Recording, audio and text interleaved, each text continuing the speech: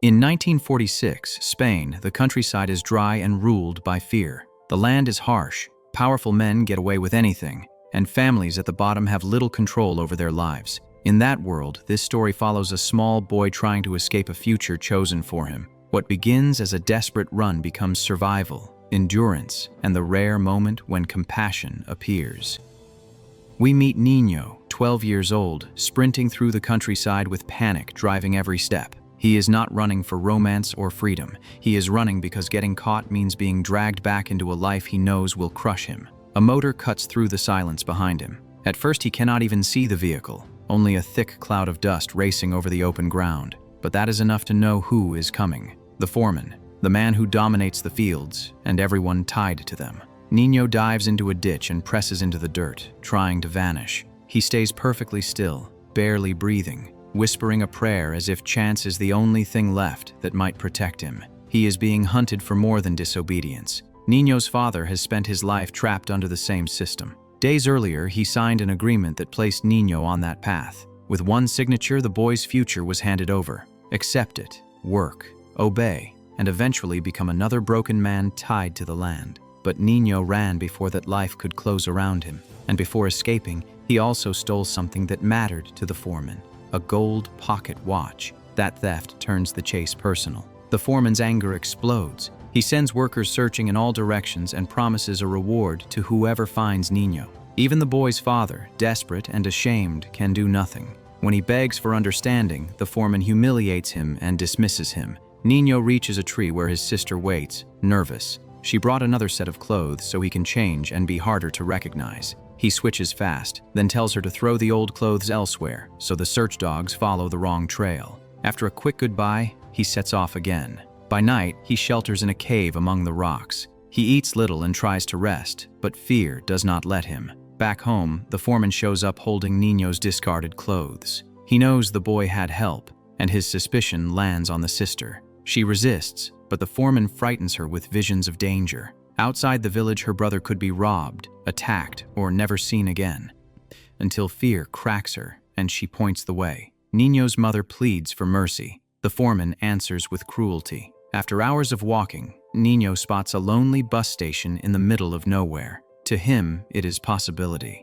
Get on a bus, disappear into another town, beyond the reach of the men behind him. The sight gives him strength, until he hears the engine again. The foreman is caught up. Nino hides once more, trapped between terror and exhaustion. He stays silent while the foreman searches nearby. Dust is so heavy the foreman never notices where the boy is concealed. But while Nino stays hidden, the bus he counted on pulls away and leaves without him. The station is isolated and another bus will not arrive for 4 days. Waiting is impossible, especially now that the foreman knows this place matters. He leaves one man behind to watch the station and sees the boy if he appears. So Nino has no option except to keep moving. From here, the escape grows more dangerous. His fear becomes so intense every stranger feels like a threat. Crossing rough ground, he slips on a steep slope and nearly plunges to his death. He survives by grabbing wild grass and pulling himself back up. Shaken, he discovers his compass is broken. Now, he is not just fleeing, he is wandering without direction.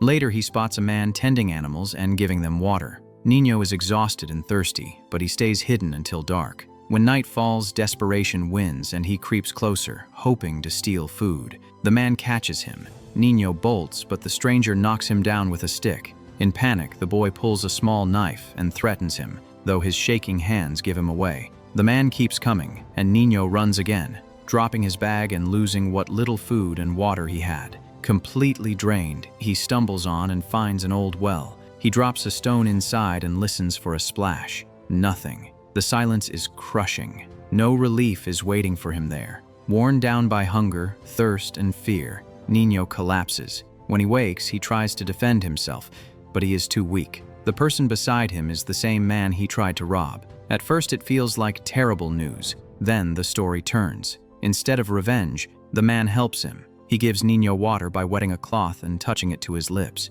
He feeds him and brings back the bag the boy lost while running.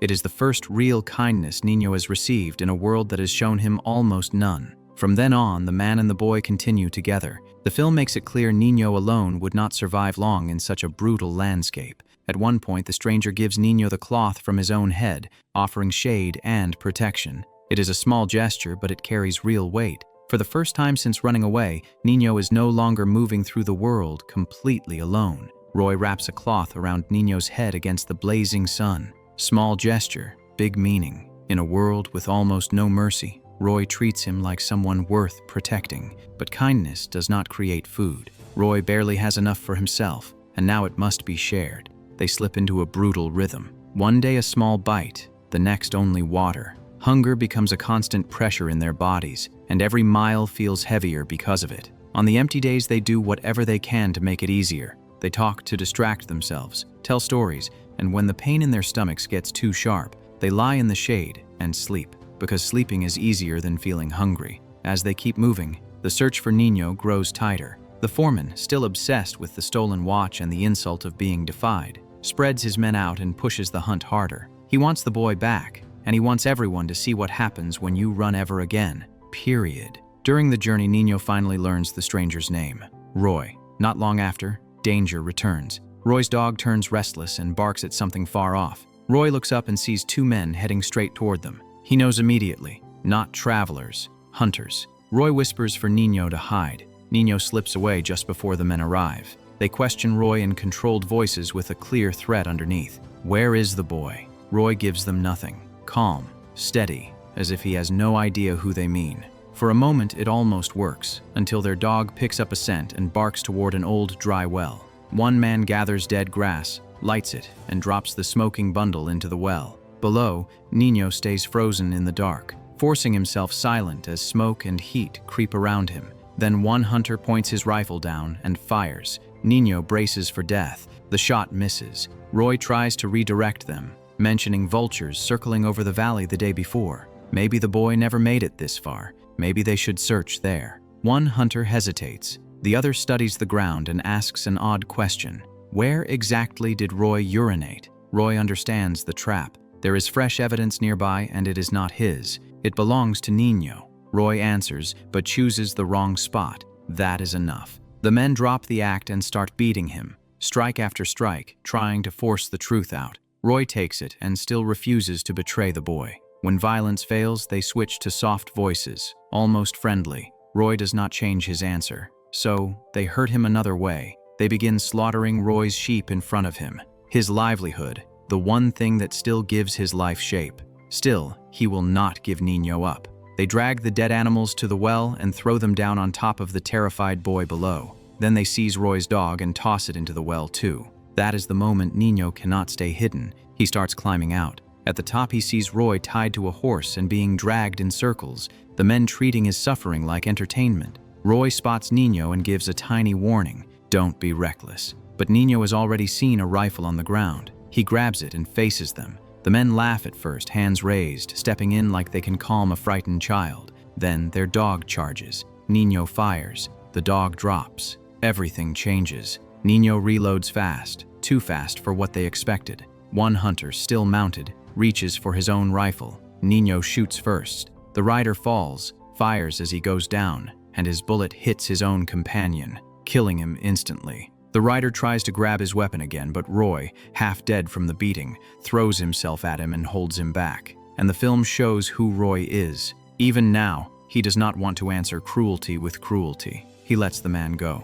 The surviving hunter backs away in shame and disappears. Roy and Nino bury the man who died from the mistaken shot, then leave as fast as Roy's injuries allow. They both know the survivor could return with others. Roy is in terrible condition, barely able to move, and soon they must stop. Until now, Roy has been the protector. Now, Nino takes that role, helping him walk, supporting his weight, staying close as Roy pushes through the pain. For the first time, Nino is not only being saved, he is also saving someone else. Meanwhile, the escaped hunter reaches the foreman and reports what happened. The foreman is furious, humiliated, and swears he will find Nino himself. The next morning, Roy is too weak to move, so Nino leaves him briefly to search for water. When he finds it, it feels like a miracle. Then he hears a voice. Nino stiffens, ready to run, until he sees it is not another armed pursuer. It's a strange man sitting on a wooden cart, a man whose legs might have been cut off.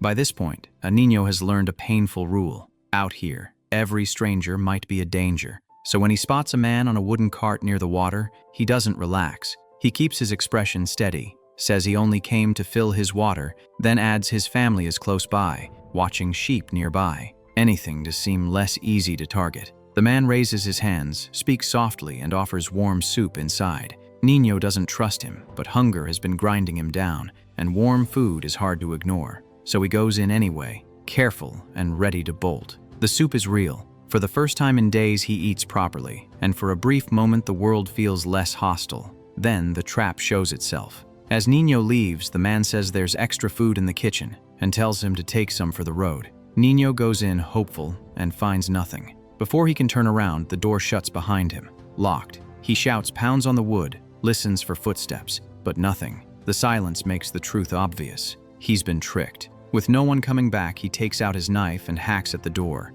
He cuts his hand but keeps working until he can reach through, lift the latch, and force his way out. Outside, the man is making off with his donkey. So it was never charity, just a scheme for the animal. Nino snatches up a stone and throws it hard. It hits, dropping the man. The stranger cries out, pleading, acting helpless. Nino hesitates, and that nearly costs him. The man lashes out again, still trying to overpower the child. Something in Nino hardens. He fights back with all the fear, exhaustion, and rage he's been carrying. When it's over, the man lies motionless. Nino stares, shaken, thinking he may have ended the man's life. Terrified, he grabs the donkey and rides back to Roy. Roy sees the blood and torn skin, and Nino eventually confesses. Roy decides they must pass back through that area before moving on, but the situation has already changed. The crippled man survived, only not for long. Before Roy and Nino return, the foreman arrives with 2 men and finds him injured and begging.